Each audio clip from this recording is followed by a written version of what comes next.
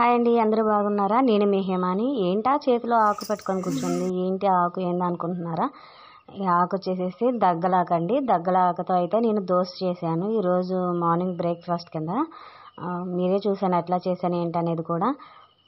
దగ్గలాకుని అట్లా కట్ చేసేసుకొని మా అత్తగారు అయితే కొంచెం పంపించారులేండి, కర్రీ వండితే చాలదని చెప్పేసి నేనైతే దగ్గలాకుని దోశలో అయితే వేసేసాను. ఇట్లా కట్ చేసుకొని ఉప్పు కొంచెం పసుపుతో క్లీన్ చేసేసుకొని దగ్గలాకుని కొంచెం అల్లం పచ్చిమిర్చి వేసేసి దగ్గలాకు అవన్నీ వేసి మిక్సీ పెట్టేసేసుకోవాలండి. మిక్సీ పట్టుకొని అట్లా పిండిలో వేసేసుకొని పిండిలో కలిపేసేసుకుంటే దోసపిండి, దగ్గలాకు దోసపిండి అయితే రెడీ అయిపోయిందండి.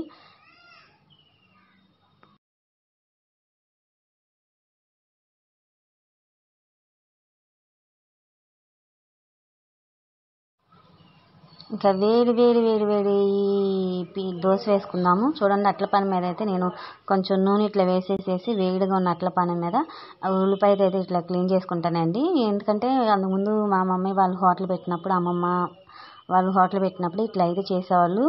దోశ అనేది సాఫ్ట్గా వస్తుందంటండి. ఆనియన్ ఇట్లా పెట్టి రాసుకుంటే ఇంకా కొంచెం వాటర్ పోసి ఆనియన్తో ఇట్లా చేసుకున్నాను. తర్వాత నెక్స్ట్ దోశ అనేది వేసేసుకున్నానండి. దగ్గలాక అయితే మనం ఉడకపెట్టి ప్లస్ ఫ్రై చేసి ఏమి మనం మిక్సీ పెట్టుకోలేదు కదండి. కాబట్టి డైరెక్ట్గా ఆకైతే వేసేసాం కదా, స్మెల్ పోయేంత వరకు అట్టును బాగా ఎర్రగా కాల్చుకోవాలండి.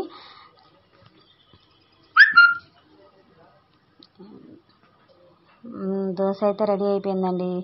ఇంకా నెక్స్ట్ మన ప్రాసెస్ ఏమిటంటే నెక్స్ట్ మా మమ్మీ శనగపిండి పచ్చిమిరకాయతో చట్నీ అయితే ప్రిపేర్ చేస్తానమ్మా అని చెప్పేసాను. సరే అమ్మ చెయ్యి అని చెప్పేశాను. మా మమ్మీ కంటే వాళ్ళ అత్తగారు నేర్పించారంట ఈ చట్నీ అయితే. మా అమ్మ మొన్నటి నుంచి అడుగుతుంది, నేను ఆ చట్నీ చేస్తానని. సరే అమ్మ చెయ్యి అంటే ఈరోజైతే మార్నింగ్ లేసి ఈ చట్నీ అయితే చేసిందండి.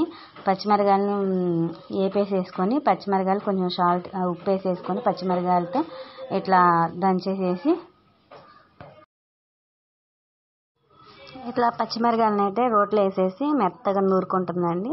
ఆ మెత్తగా నూరేసేసి మా అమ్మ అయితే రకరకాల టేస్ట్లు అండి, చాలా బాగా ఉండిద్ది వంటలు. కాకపోతే ప్రజెంట్ అయితే చేయదు, కానీ వంటలు అయితే బాగా ఉండిద్ది. మా అమ్మ వండిన వంటలు చాలా టేస్టీగా ఉంటాయి.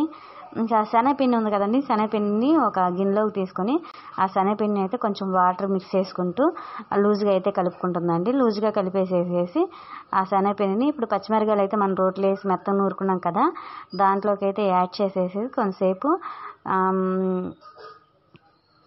రోట్లోనే కొంతసేపు తిప్పేసేసి దాన్ని ఇంకా తీసి గిన్నెలోకి అయితే తీసేసుకునేది.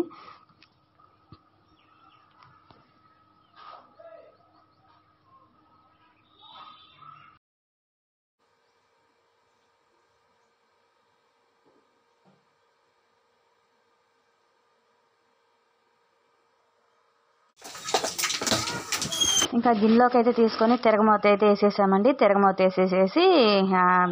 వేసి మన వేడి బొంబాయి చట్నీ అయితే రెడీ అయిపోయింది. బొంబాయి చట్నీ అయితే నేనైతే బొంబాయి చట్నీ అని పిలుస్తున్నానండి. మా అమ్మ అయితే చట్నీ పేరు నాకు తెలియదమ్మా, నాయనమ్మ నాకేం చెప్పలేదని చెప్పేసింది.